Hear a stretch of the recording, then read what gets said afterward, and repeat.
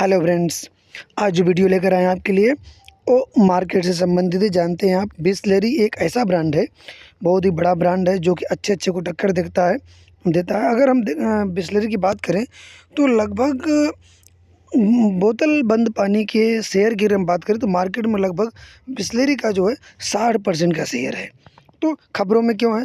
बिसलेरी 1965 में जब इसकी स्थापना हुई थी, जैसे कि आप अभी तक पता रहा होगा कि बिसलेरी पूरी तरीके से भारतीय कंपनी, हाँ भारतीय कंपनी है, उसमें कोई दो राय नहीं कि भारतीय कंपनी नहीं है। लेकिन इसकी स्थापना जो है 1965 में फेलिस बिसलेरी ने किया था, जो कि एक इटालियन कंपनी थी। बाद में क्या हुआ कि कुछ दिनों तक चलने के बाद जो है कंपनी बिकी और तब जाकर जो है पार्ले के ग्रुप के संस्थापक जो है रमेश जी चौहान ने इसको ख़रीद लिया और बिसलेरी जो है भारत की एक बोतल बंद पानी के ब्रांड के रूप में भारत में उभरी। बीच में कोका कोला के जब भारत से इसका पलायन हुआ तो इसका फ़ायदा उठाते हुए जो है बिसलेरी ने कई ब्रांड, जैसे आप लिम्का जानते होंगे, लिम्का वगैरह का, और भी इसको भी मार्केट में उन्होंने उतारा था। तो बहुत ढेर सारे ब्रांड सभी बिसलेरी के आते हैं, जैसे कि अभी आप देख पा रहे हैं वेदिका भी एक ब्रांड ही है इसका, बिसलेरी का ही। तो अब देखना है कि इसके संस्थापक जो अभी वर्तमान में संस्थापक हैं इसके, अगर हम कहें तो रमेश चौहान बिसलेरी को एक नई ऊंचाई तक ले गए थे। फ़िलहाल के लिए बिसलेरी सुर्खियों में इसलिए है कि बिसलेरी अब बिकने वाली, हाँ आप सही सुन रहे हैं, कि जो कि इतने फ़ायदा का सौदा रही है, जो है ये जो फ़ोटोज़ अभी आपके सामने देख रहे हैं, ये भी बेचने और ख़रीदने वालों में शामिल हैं। पहले इनके पास थी, फिर उतार चढ़ाव के कारण दूसरे को बिकी और फिर जाकर बिसलेरी जो है भारतीय कंपनी के रूप में पार्ले के संस्थापक रमेश चौहान के पास आई। फ़िलहाल के लिए रमेश चौहान का ये कहना है कि नहीं, जो कि बिसलेरी चल भी रहा अच्छा है, ऐसा नहीं है, ब्रांड अच्छा है और 60% जिसका मार्केट शेयर हो, आप सोच सकते हैं, तो बहुत बड़ी बात है।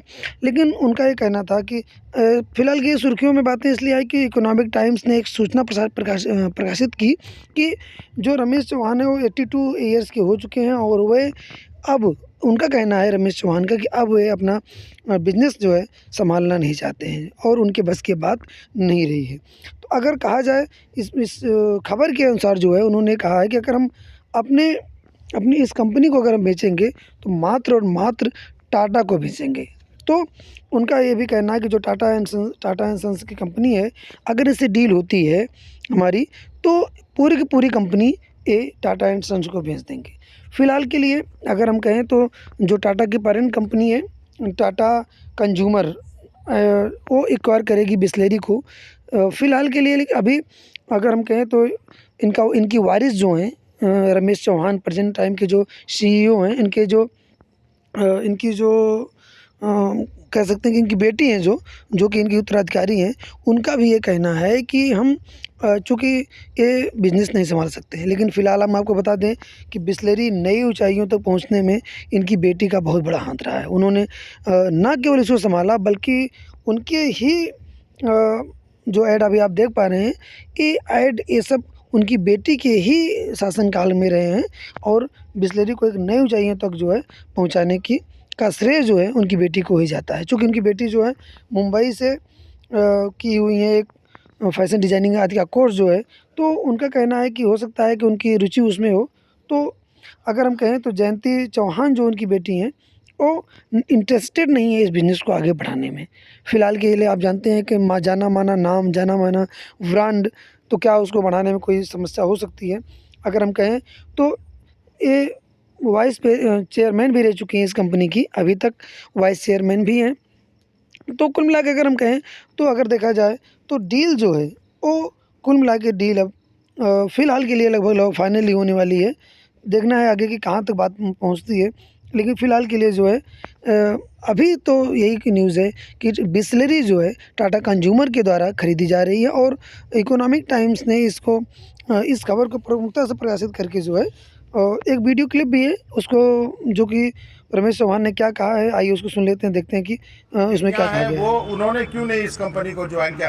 वो पहले तो इस कंपनी को चला चुकी है, देखभाल कर चुकी है। हाँ, तो 10 साल उसने काम किया है और उसके बाद अभी थक गए और ये क्या उसको पसंद नहीं है? आजकल का जनरेशन बहुत जल्दी थक जाता है। आपने कहा कि 83 ईयर के मैं हूँ, अब रिटायर होना चाहता हूँ। बराबर। तो आपने जयंती को बोला नहीं कि नहीं बेटा अभी और थोड़ा इस कंपनी को आपको आपकी जरूरत। तो इस तरीके से आप देख पाएंगे कि रमेश चौहान ने कहा कि हम इस कंपनी को बेचना चाहते हैं, चूँकि हम थक चुके हैं, अब हमारे पास हिम्मत नहीं है कि इस कंपनी को हम आगे बढ़ा सकें।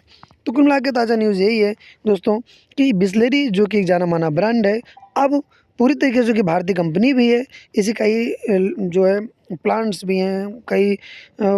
अगर एक चीज़ और हम बता दें, बिसलेरी एक ऐसा ही ब्रांड है जिसके पास खुद का ट्रांसपोर्टेशन है, यानी कहने का मतलब बिसलेरी अपने ही ट्रक से पूरे भारत में माल पहुंचाता है, अपने स्टोर हैं, यानी बिसलेरी किसी के ऊपर डिपेंडेंट नहीं है।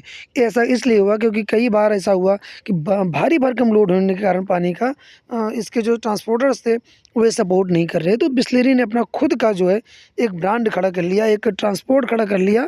और अब अगर हम कहें तो पूरे भारत में अगर जो है बिसलेरी के इस समय अगर देखा जाए तो 5,000 से अधिक ट्रक इस समय बिसलेरी के हैं, 3,000 से अधिक डिस्ट्रीब्यूटर्स हैं, 135 से अधिक बिसलेरी के प्लांट्स हैं।